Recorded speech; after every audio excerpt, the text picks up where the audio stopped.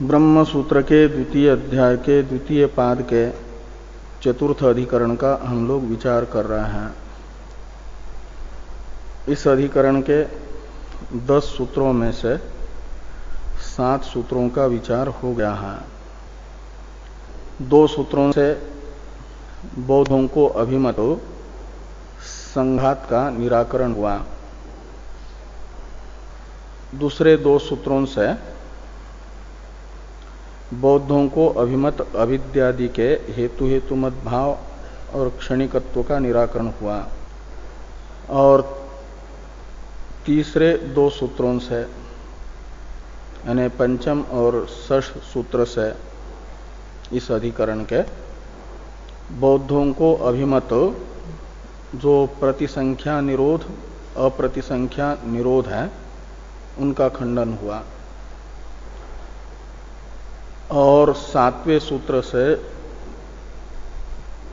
निरूपाख्य रूप से अभिप्रेत जो आकाश है उसमें निरूपाख्यत्व का खंडन हुआ। ये बताया गया कि आकाश निरूपाख्य ने असत नहीं है। अष्टम खंड से आत्मा के क्षणिकत्व का निराकरण किया जा रहा है। 8वें सूत्र का उच्चारण किया जाए।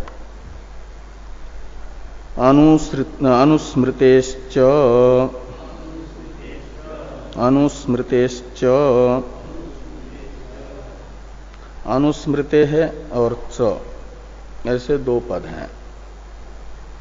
बौद्ध मानते हैं कि जो भी क्षणिक पदार्थ है वह जो भी सत पदार्थ है वो क्षणिक है।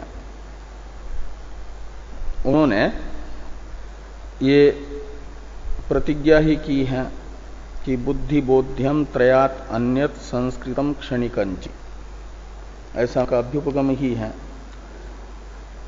प्रतिसंख्या निरोध अप्रतिसंख्या निरोध और आवरणाभावात्मक आकाश से अतिरिक्त जितने भी पदार्थ हैं वे उत्पाद्य हैं और क्षणिक हैं,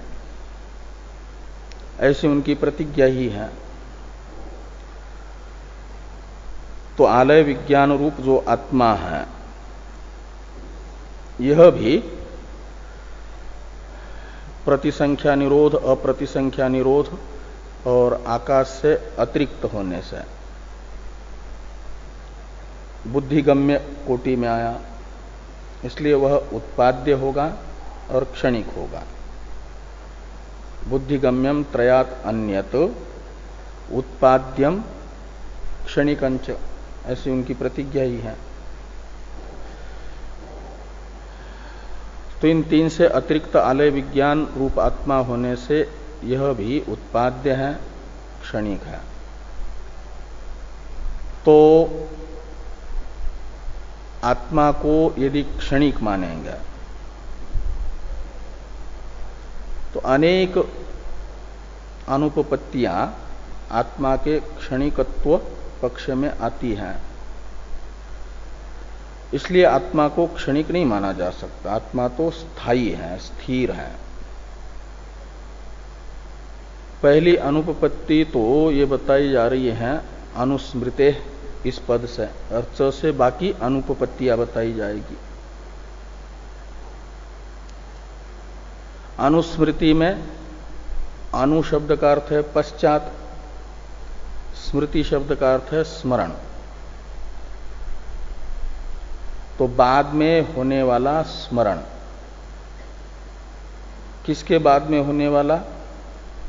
तो अनुभव के बाद में होने वाला स्मरण होता है, उसे कहा जाता है अनुस्मृति। पहले किसी वस्तु का अनुभव होता है और फिर उसका स्मरण होता है। जिस वस्तु का अनुभव नहीं हुआ उस वस्तु का स्मरण भी नहीं होगा। अनुभव के लिए क्या नाम, स्मरण के लिए वस्तु का अनुभव होना आवश्यक है। इसलिए स्मृति को, स्मरण को कहा जाता है अनुस्मृति। अनुभव के पश्चात होने वाला स्मरणात्मक ज्ञान। और ये नियम होता है कि स्मृति अनुभव के समानाधिकरण होती है। अनुभव जिसको हुआ उसी को स्मरण होगा। कोई दूसरा स्मरण अनुभव करे और अन्य को उसका स्मरण हो, अन्य के द्वारा अनुभूत पदार्थ का, ये संभव नहीं है। हाँ, दोनों समानाधिकरण हुआ करते हैं, अनुभव और स्मरण। इन दोनों का कर्ता एक होता है और एक समय एक ही ज्ञान होता है। अनुभव जिस समय है उस समय स्मरण नहीं। स्मरण में अनुशब्द बता ही रहा है अनुभव का उत्तर कालत्व, अनुभव के बाद होगा। का मतलब ये एक काल अवच्छेदन नहीं है, एक क्षण में दोनों नहीं है। पहले अनुभव है और फिर कुछ क्षणों बाद स्मरण होगा। अनुभव के साथ साथ स्मरण नहीं है। अनुभव और स्मरण एक कर्तृक होते हैं और इनमें क्रम होता है, काल का व्यवधान होता है। तो ये जो अनुभव समान कर्तृक, अनुभव के पश्चात होने वाली स्मृति, यह बता रही है कि अनुस्मरता यानी अनुस्मरण करने वाला अनुभव काल में भी है और स्मरण काल में भी है। किसी दूसरे ने पहले अनुभव किया हो और स्मरण दूसरा नहीं कर सकता। अनुभव और स्मृति में समान कर्तृकत्व होता है का मतलब, और जो स्मरण का करता है उसे जिस समय अनुभव हुआ था उस समय भी रहना पड़ेगा। तो अनुभव काल में भी वही है, स्मरण काल में भी वही है कर्ता। तो फिर उसका क्षणिकत्व सिद्ध नहीं हुआ। जो अनुभव काल में भी रह रहा है, स्मरण काल में भी रह रहा है, उसे क्षणिक नहीं कह सकते। ये अनुस्मृते इससे बताया जा रहा है कि आलय विज्ञान रूप जो आत्मा है उसकी क्षणिकता अनुपपन्न है। तो पूर्व पक्षी पूछेंगे कस्मात, तो हेतु बताया अनुस्मृते। अनुभव समान कर्तृक स्मरण होने से स्मरण कर्ता अनुभव काल तथा स्मरण काल दोनों में विद्यमान है, अतः वह क्षणिक नहीं है। यह अनुस्मृति से हुआ। और च से और भी अनुपपत्तियां भगवान वेद व्यास जी ने आत्मा को क्षणिक मानने वाले पक्ष में सूचित की है। च के द्वारा सूचित जो क्षणिक आत्मवाद पक्ष में अनुपपत्तियां हैं उन्हें भाष्यकार भगवान स्पष्ट करेंगे। जैसे वैशेषिक मत में च शब्द के द्वारा सूचित अनेक अनुपपत्तियों को स्पष्ट किया था भाष्य में। तो भाष्य को देखा जाए पहले।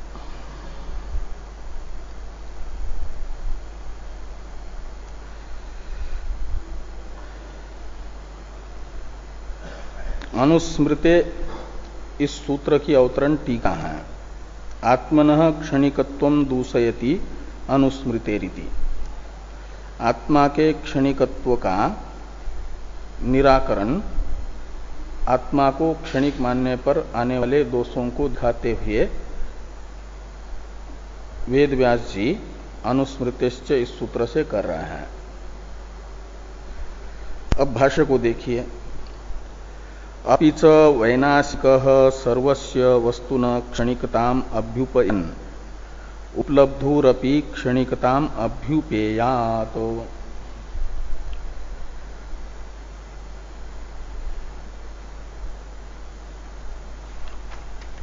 बुद्धिबोध्यम त्रयात् अन्यम संस्कृतम क्षणिकंच इस वाक्य से प्रतिसंख्या निरोध, अप्रतिसंख्या निरोध और आकाश से अतिरिक्त सभी पदार्थों में क्षणिकत्व स्वीकार करते हुए जो वैनाशिक है उसे जरूर उपलब्धा जो आत्मा है अनुभविता, उसकी भी क्षणिकता स्वीकार करनी पड़ेगी। सभी वस्तु क्षणिक है तो सर्व शब्द से ग्राह्य अर्थ अंतःपाती जो अनुभविता है उपलब्धा, वह भी क्षणिक ही है, ऐसा उसे अवश्य स्वीकार करना पड़ेगा वैनाशिक को। और ऐसा यदि स्वीकार करेंगे तो कहते ये संभव नहीं है ये स्वीकार करना। यही कह रहे कि नच सा संभवती, सा यानी उपलब्धु क्षणिकता, सा शब्द उपलब्धा के क्षणिकता का परामर्शक है। उपलब्धा की क्षणिकता न च संभवती, संभव नहीं है, ये सिद्धांति की प्रतिज्ञा हुई। उपलब्धा है आत्मा, तो आत्मा की क्षणिकता संभव नहीं है।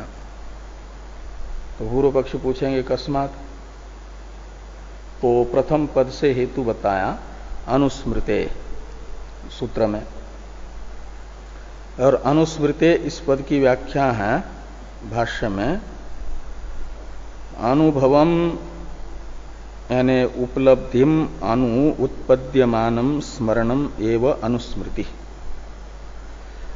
अनुभव यानी उपलब्धि और उस उपलब्धि के पश्चात उत्पन्न होने वाला जो स्मरण है उसी का नाम है अनुस्मृति। अनुभव के बाद जो स्मरण होता है उसे कहा जाता है अनुस्मृति। और साच वो जो अनुस्मृति है, उपलब्धि एक कर्तृका सती संभवती। अनुस्मृति तभी संभव है जब उसे उपलब्धि एक कर्तृका मानेंगे, यानी समानाधिकरण मानेंगे। अनुभव का समानाधिकरण स्मरण हुआ करता है, यानी जिसको उपलब्धि हुई, अनुभूति हुई किसी वस्तु की, उस वस्तु का स्मरण उसी को होगा जिसने उसका अनुभव किया है। तो कहा जाता है कि अनुभव और स्मृति एक कर्तृक हो गए। तो सा यानी अनुस्मृति उपलब्धेक कर्तृका सती संभवती, यानी अनुभव का समानाधिकरण स्मृति को मानेंगे तभी वह संभव है अनुस्मृति। क्योंकि कह रहे हैं कि पुरुषांतर उपलब्धि विषये पुरुषांतरस्य स्मृति अदर्शनात्। देवदत्त ने घट का अनुभव किया और यज्ञदत्त को उस देवदत्त के द्वारा अनुभूत घट का स्मरण हो, ऐसा नहीं देखा गया। तो पुरुषांतर के द्वारा अनुभूत अर्थ का किसी अन्य पुरुष को स्मरण हुआ हो, ऐसा कहीं पर भी लोक में दृष्ट नहीं है, अनुभव नहीं है। इसलिए ये माना जाएगा कि वस्तु का अनुभविता जो है वही स्मरण करता होगा, अनुभव और स्मरण का कर्ता एक होगा। इसे व्यतिरेक मुख से सिद्ध किया।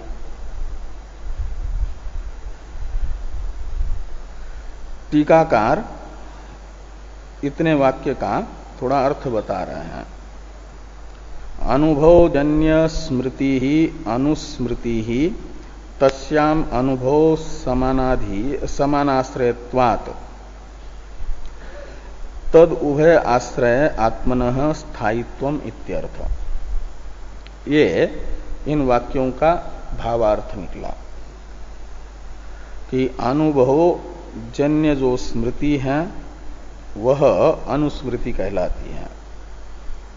और तस्याम यानी अनुस्मृत्याम, तस्याम का अर्थ है अनुस्मृति में क्या है तो अनुभव समानाश्रयत्वा, समानाश्रय कहते हैं समानाधिकरण को। अनुभव और स्मृति का समानाधिकरण तो होता है, दोनों एकाधिकरण हो, दोनों का कर्ता एक होता है। इसलिए क्या होगा कहते तद उभय आश्रय, तद उभय में तद उभय शब्द से लिया जाएगा अनुभव और स्मृति, इन दोनों का आश्रय जो आत्मा है उसमें स्थायित्वम, स्थिरत्व सिद्ध हो जाएगा, क्षणिकत्व सिद्ध नहीं होगा। और यदि आत्मा को क्षणिक मानते हैं तो ये अनुस्मृति नहीं बन पाएगी। यही कथम इत्यादि से कहा जा रहा है। इसका अवतरण है टीका में कथम इत्यादि वाक्य का कि क्षणिकत्वे ज्ञानद्वय अनुसंधानंच न स्यात् इत्याह कथम ही अहम इति। अनुस्मृतिश्च में जो च शब्द है उस च शब्द के द्वारा सूचित जो अन्य अनुपपत्ति है उस अन्य अनुपपत्तियों को कथम इत्यादि से बताया जा रहा है। इसलिए कहा कि क्षणिकत्वे, आत्मा को यदि क्षणिक मानेंगे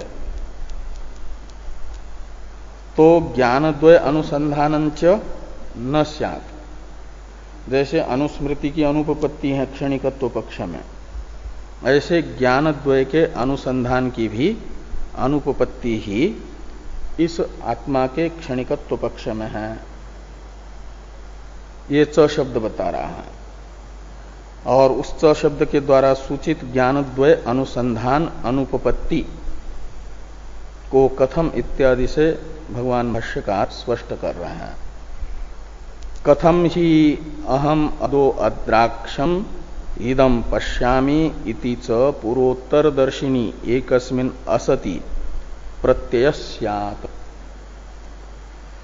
तो कहते हैं पूर्वोत्तर दर्शिनी एकस्मिन् असति, यानी यहां दो अनुभव हैं। एक अदह अद्राक्षम, इससे बताया गया अतीतकालीन अनुभव, और इदम पश्यामि यह वर्तमानकालीन अनुभव, और दोनों का कर्ता उत्तम पुरुष के द्वारा एक ही बताया जा रहा है अस्मदर्थ। तो अहम अदह अद्राक्षम का अर्थ होता है मैंने उसे देखा, और इदम पश्यामि इस समय इसे देख रहा हूं। पहले उसे देखा, जिस मैंने उस वस्तु को देखा है वही मैं इस समय इस वस्तु को देख रहा हूं। तो यहां एक अस्मदर्थ जो आत्मा है तत्कर्तृकत्व दिखाया जा रहा है अलग अलग दो कालीन अनुभवों में। तो अहम अदह अद्राक्षम इदम पश्यामि इति प्रत्यय कथम स्यात्, कैसे होगा, कब, तो कहते पूर्वोत्तर दर्शिनी एकस्मिन् असति। यदि पूर्व अनुभव का कर्ता और उत्तर अनुभव का कर्ता एक न हो तो उसे देखा है और इसे देख रहा हूं, यह प्रत्यय नहीं होगा,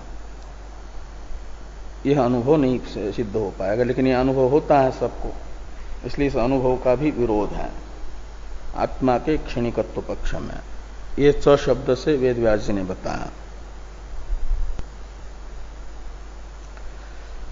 अपिच शब्द से अपिच दर्शन स्मरणयो हो इत्यादि से और भी अनुपपत्ति बताई जा रही है।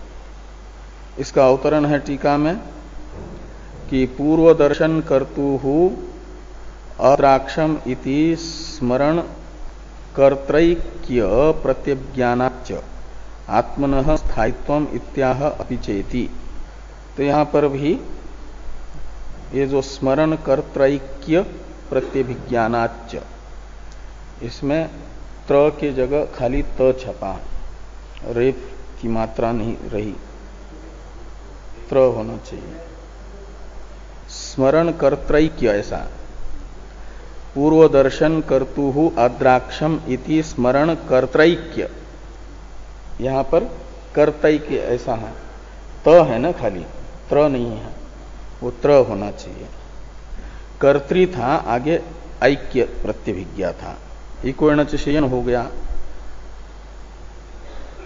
इको एणचयन होकर के कर्तृक्य ऐसा बनेगा। तो स्मरण कर्तृक्य प्रत्यभिज्ञानाच आत्मनः स्थायित्वम इत्याह अभिचेति। ते कहते हैं कि पूर्व दर्शन का कर्ता, जिसे अद्राक्षम इस पद से कहा जाता है, और स्मरण का कर्ता, इन दोनों के ऐक्य प्रतिविज्ञान से भी, ऐक्य प्रतिविज्ञान ने अनुभव करता जो जिस मैंने अनुभव किया वही मैं स्मरण कर रहा हूं, इत्याकारक जो प्रत्यय है उसे कहा जाता है प्रत्यभिज्ञान। अनुभविता और स्मरणकर्ता के एकत्व को विषय करने वाला ज्ञान,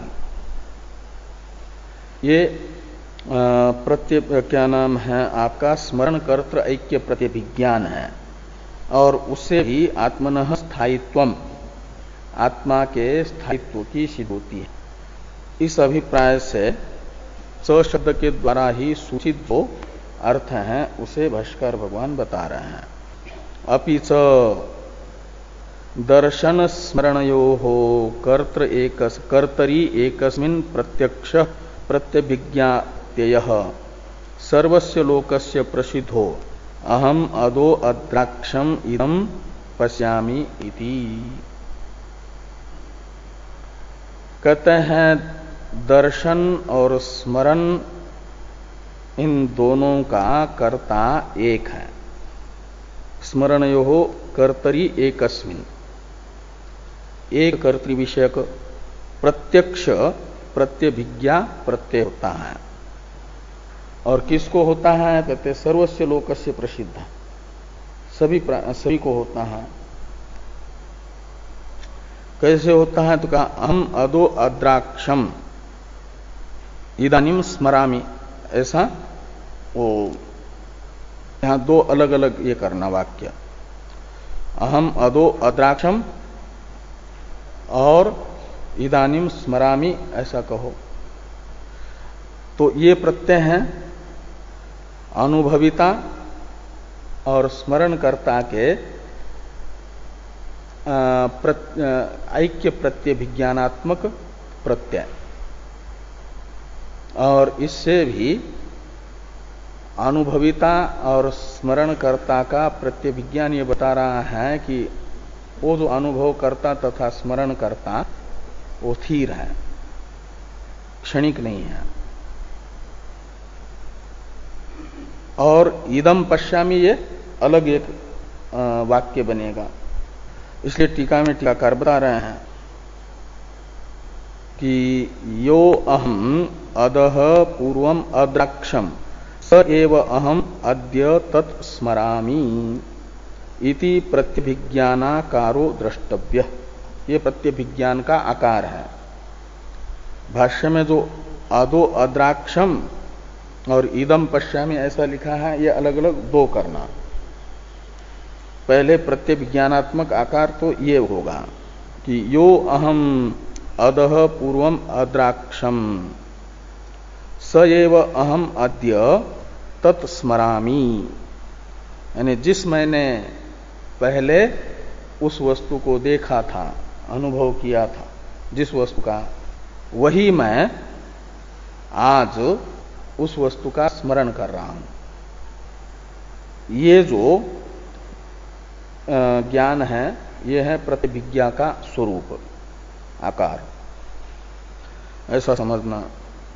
और भाष्य में जो दूसरा है कि इदम पश्यामि, ये दूसरे ज्ञान का निर्देश है, उसे कह रहे हैं टीका में टीकाकार, इदम पश्यामि इति ज्ञानांतर संबंध कथनम। और इदम स्मरामि, ये क्या, इदम पश्यामि, ये जो भाष्य में आया वाक्य वह दूसरे ज्ञान के संबंध का कथन है, ज्ञानांतर के साथ संबंध का ज्ञापक है। यो अहम अद्राक्षम सो अहम पश्यामि, जिस मैंने देखा सो अहम पश्यामि, यानी जिस मैंने पहले किसी वस्तु को देखा है, किसी वस्तु का अनुभव किया है, वही मैं इस समय दूसरी वस्तु का अनुभव कर रहा हूं। तो एक अतीतकालीन अनुभव और एक वर्तमानकालीन अनुभव, इन दोनों अनुभवों को भी एक आत्माश्रित बताया जा रहा है।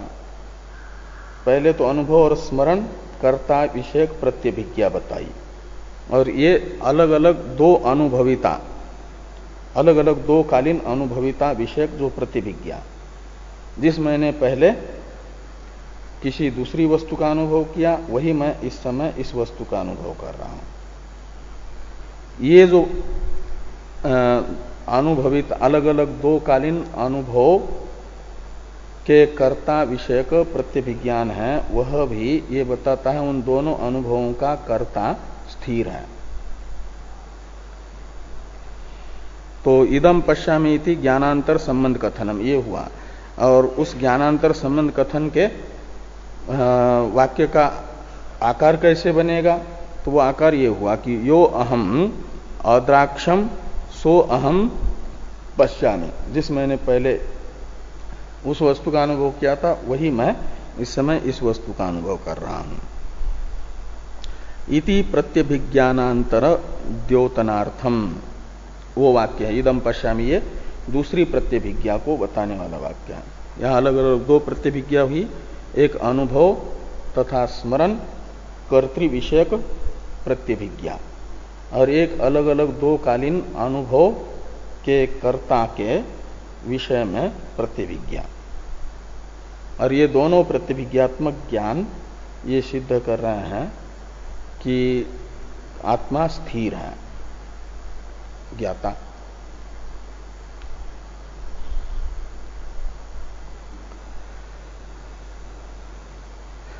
अब भाष्य में जो दूसरा वाक्य है, यदि ही तयोर भिन्न कर्ता स्यात्, इस वाक्य की अवतरण टीका है।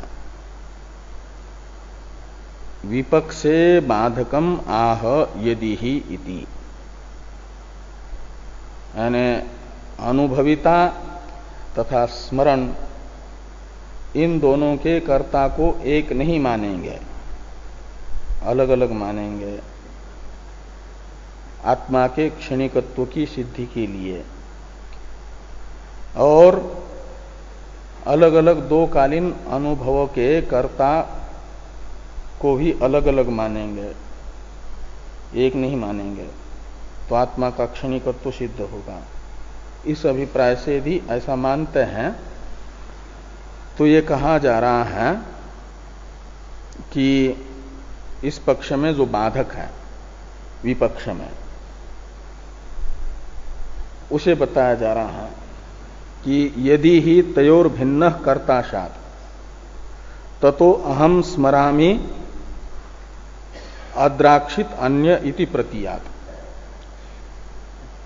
अनुभव का कर्ता और स्मरण का कर्ता यदि अलग अलग है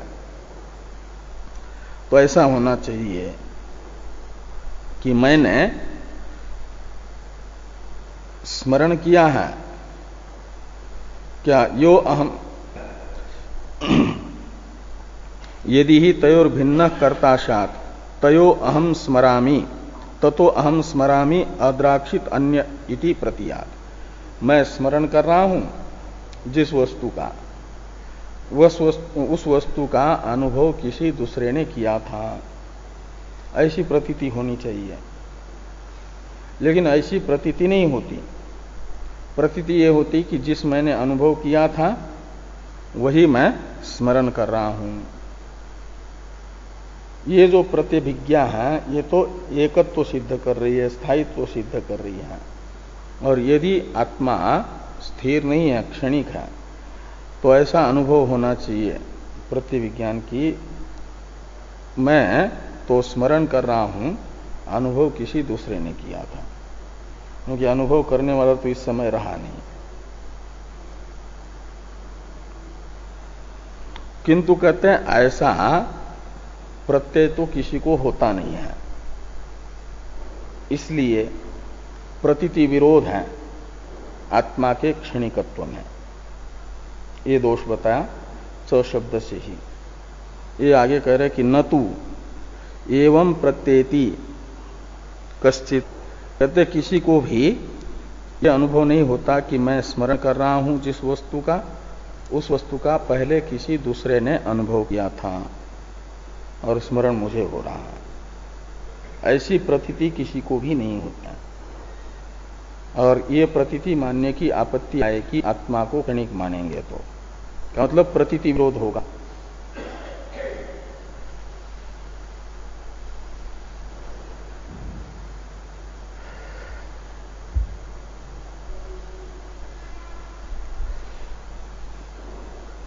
यत्र एवं प्रत्यय इत्यादि भाष्य वाक्य की अवतरण टीका है। दृष्टि स्मर्त्रोर भेदे अहम स्मरामि अन्यो अद्राक्षित इति प्रतीति स्यात् इत्यत्र दृष्टान्तम आह यत्र एवं इति। दृष्टा यानी अनुभविता तथा स्मर्ता यानी स्मरण करने वाला, इन दोनों का भेद होने पर, इन दोनों को अलग अलग मानेंगे तो क्षणिकत्व पक्ष में अलग अलग ही मानना पड़ेगा। तो कहते हैं ऐसी प्रतीति होनी चाहिए, अहम स्मरामि अन्यो अद्राक्षित इति प्रतिस्यात्, ऐसी प्रतीति होनी चाहिए ना। इत्यत्र दृष्टान्तम आह, इस अर्थ का ज्ञापक दृष्टांत यत्र एवं प्रत्यय इत्यादि से बताया जा रहा है कि यत्र एवं प्रत्यय तत्र दर्शन स्मरणयो भिन्नम एव कर्तारम सर्वलोको अवगच्छति स्मरामि अहम असो अदो अद्राक्षित इति। कहते जहां पर ऐसा प्रत्यय है, स्मरण करने वाला मैं हूं, अनुभव करने वाला दूसरा है, वहां पर ऐसी प्रतीति होती है सबको। क्या कि यत्र एवं प्रत्यय तत्र दर्शन स्मरणयोर भिन्नम एव कर्तारम सर्वलोको अवगच्छति। अनुभव और स्मरण का कर्ता अलग अलग ही सब लोग मान लेते हैं जहां पर ऐसी प्रतीति होगी। कैसी कि स्मरामि अहम और असो अदो अद्राक्षित, इस प्रकार का प्रत्यय जहां पर होता है वहां पर सभी लोग दर्शन तथा स्मरण के कर्ता को अलग अलग मानते हैं।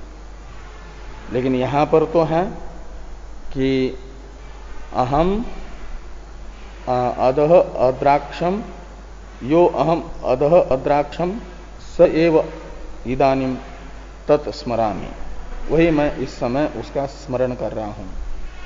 यह जो प्रतीति है, यह प्रतीति तो अनुभविता और स्मरणकर्ता को एक मानने पर ही हो पाएगी, अन्यथा नहीं।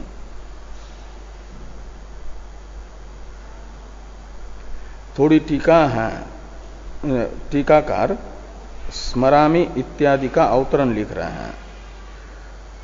जो भाष्य में आया न कि स्मरामि अहम असो अदो अद्राक्षित इति, इस वाक्य का अवतरण है टीका में कि प्रत्ययम आह, यानी यत्र एवं प्रत्यय, इसमें एवं प्रत्यय शब्द से ग्राह्य प्रत्यय का आकार बताया जा रहा है कि स्मरामि अहम और असो अदह अद्राक्षित, ये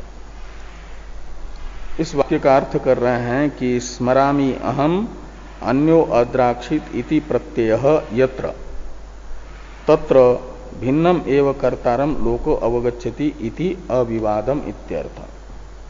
कहते ऐसा प्रत्यय जहां पर होता है कि मैं स्मरण कर रहा हूं और अनुभव किसी दूसरे ने किया, ऐसा प्रत्यय जहां होता है वहां पर अनुभविता और स्मरणकर्ता अलग अलग मान लेते हैं सभी, इसमें कोई विवाद नहीं है। लेकिन यहां पर तो ऐसा प्रत्यय नहीं है ना, स्मरामि अहम और असो अदह अद्राक्षम, ऐसा प्रत्यय नहीं है। किंतु प्रत्यय है कि यो अहम अद्राक्षम सो अहम स्मरामि, यह प्रत्यय है। तो यह प्रत्यय तो अनुभविता और स्मरणकर्ता एक मानने पर सिद्ध होगा, और एक मानेंगे तो उसे स्थिर मानना पड़ेगा।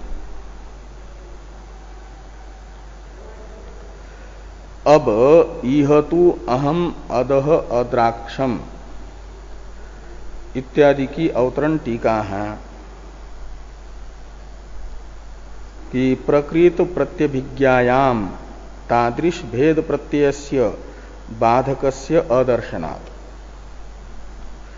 आत्मस्थायित्वम दुर्वारम इत्याह इह तु अहम अद इति।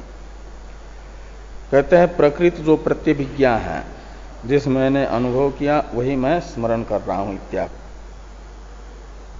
इसमें तो तादृश भेद प्रत्यय नहीं है कि अहम स्मरामि असो अधः अद्राक्षित, इस प्रकार का भेद प्रत्यय नहीं है। भेद प्रत्यय न होने से क्या होगा कि आत्मस्थायित्वम दुर्वारम, आत्मा की स्थिरता का निराकरण करना संभव नहीं होगा। आत्मा को स्थिर ही मानना पड़ेगा। ये कहा जा रहा है कि इह तु अहम अदो अद्राक्षम इति दर्शन स्मरणयोर वैनाशिकोपि आत्मानम एव एकम कर्तारम अवगच्छति। अहम अदो अद्राक्षम इदानीम तत्स्मरामि, ये जो प्रत्यभिज्ञा है, इस प्रत्यभिज्ञा स्थल पर दर्शन और स्मरण के कर्ता के रूप में एक ही आत्मा को बौद्धों को भी अभिष्ट है मानना। वो बौद्ध भी एक ही आत्मा इन दोनों के कर्ता के रूप से स्वीकार करते हैं। इसलिए स्वाभ्युपगम विरोध भी होगा, आत्मा को अस्थिर मानेंगे तो, स्थिर नहीं मानेंगे तो।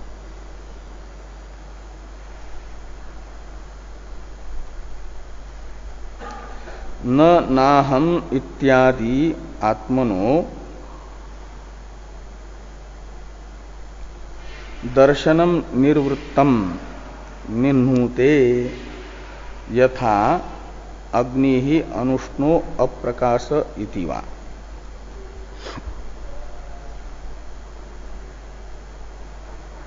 तो कहते हैं दोनों कालों में जो अहम शब्द से अनुभविता के रूप में और स्मरणकर्ता के रूप में आत्मा का ज्ञान हो रहा है, मैं का ज्ञान हो रहा है, उसका न निन्नुते, अहम न अहम, मैंने अनुभव नहीं किया, जो मैं स्मरण कर रहा हूं उस मैंने अनुभव नहीं किया, ऐसा आत्मा का जो अनुभविता के रूप में ज्ञान हो रहा है उसका अपहरण नहीं करता, न निन्नुते, यानी निषेध नहीं करता, निराकरण नहीं करता।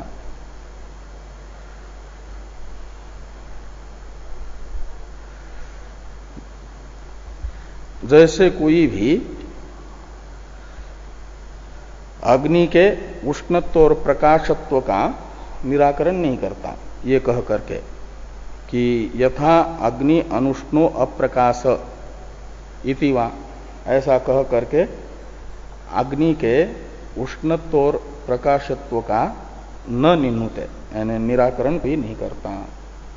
ऐसे न अहम ऐसा कह करके आत्मा का कोई निषेध भी नहीं करता।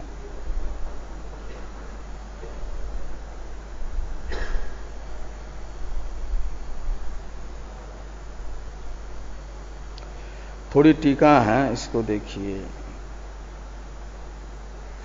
तत्र एवं सती इत्यादि का अवतरण भी है और इसका जो है अन्वय भी है। यथा अग्नेहे औष्ण्यादिकम न बाधते कश्चित तथा नाहम अद्राक्षम इति पूर्वदर्शनम न निन्नुते इति अनेन बाधा भावात् प्रत्यभिज्ञा प्रमा इति उक्तम भवति। कहते हैं जैसे अग्नि के औष्ण्यादि का, आदि शब्द से प्रकाश लेना, औष्ण्य और प्रकाशात्मकत्व का कोई भी बाध नहीं करता है। वैसे ही ना अहम अद्राक्षम, मैंने नहीं देखा, यानी मैं अनुभविता नहीं हूं, ऐसा कह करके पूर्व दर्शनम न निन्नुते, पूर्व दर्शन का कोई निषेध नहीं करता है। इति अनेन बाधा भावात प्रत्यभिज्ञा प्रमा इति उक्तम होती। तो इस प्रकार न नाहम इति आत्मनो दर्शनम निर्वृतम निन्नुते, इस वाक्य से प्रत्यभिज्ञा का बाधा भाव बताया, बाध का अभाव।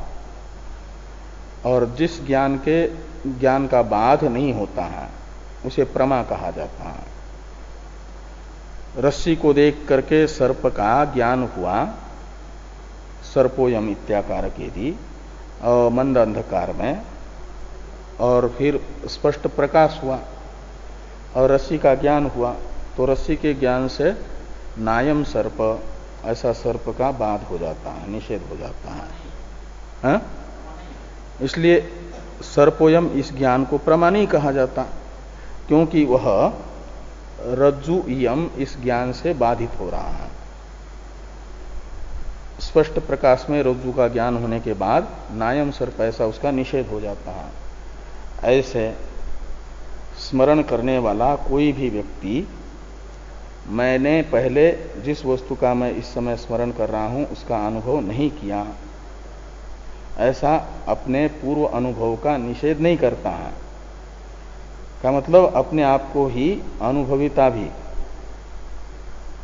स्वीकार कर रहा है, निषेध नहीं कर रहा है का अर्थ।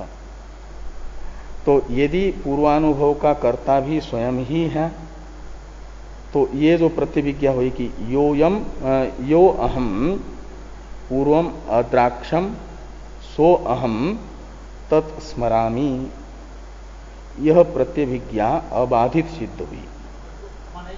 हाँ, इसलिए जो है इसे भ्रम नहीं कह सकते, ये प्रमा होगी। तो ये कहा कि यथा अग्ने औष्ण्यादिकम न बाधते, अग्नि का औष्ण्य ज्ञान बाधित नहीं होता, इसलिए अग्नि के औष्ण्य विषयक ज्ञान प्रमा है। ऐसे ही ना हम अद्राक्षम इति पूर्वदर्शनम न निन्नुते, यानी पूर्वदर्शन का कोई भी बाध नहीं करता है। इसलिए क्या होगा, तो कहते बाधा भावात प्रत्यभिज्ञा प्रमा। ये जो प्रत्यभिज्ञा है, अनुभविता तथा स्मरणकर्ता के ऐक्य विषयक जो प्रत्यभिज्ञा, उसे प्रमा माना जाएगा, यानी यथार्थ ज्ञान माना जाएगा। इति उक्तम भवति। आगे कहते हैं तत्र एवं सति एकस्य इत्यादि वाक्य का अवतरण है टीका में।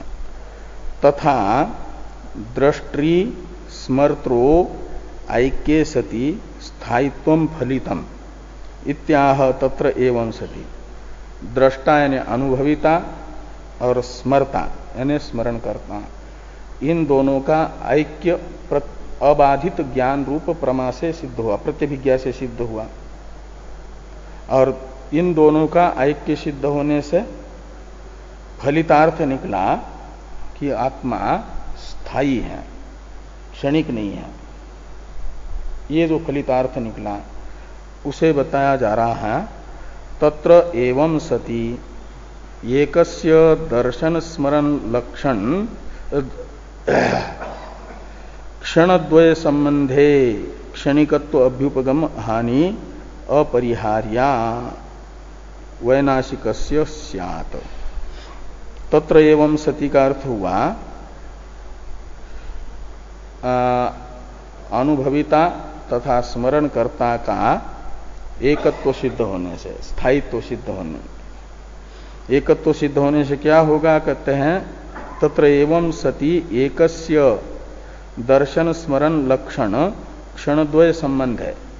दर्शन और स्मरण रूपी दो क्षणिक पदार्थों के साथ अलग अलग दो क्षणों में होने वाले अनुभव और स्मरण, इन दोनों के साथ एकस्य संबंधे, एक का संबंध सिद्ध होने पर क्या होगा कि जो अलग अलग क्षण में होने वाले अनुभव और स्मरण के साथ कर्ता के रूप में अन्वित हो रहा है, उसका क्षणिकत्व अभ्युपगम हानि।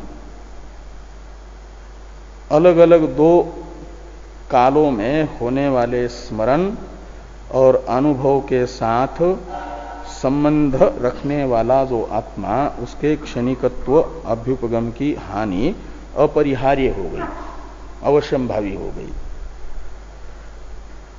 वैनाशिकस्य अभ्युपगम हानि अपरिहार्या, ऐसा यदि वैनाशिक मानेंगे तो जरूर उन्हें ये मानना पड़ेगा, ऐसा ये बात बताई गई।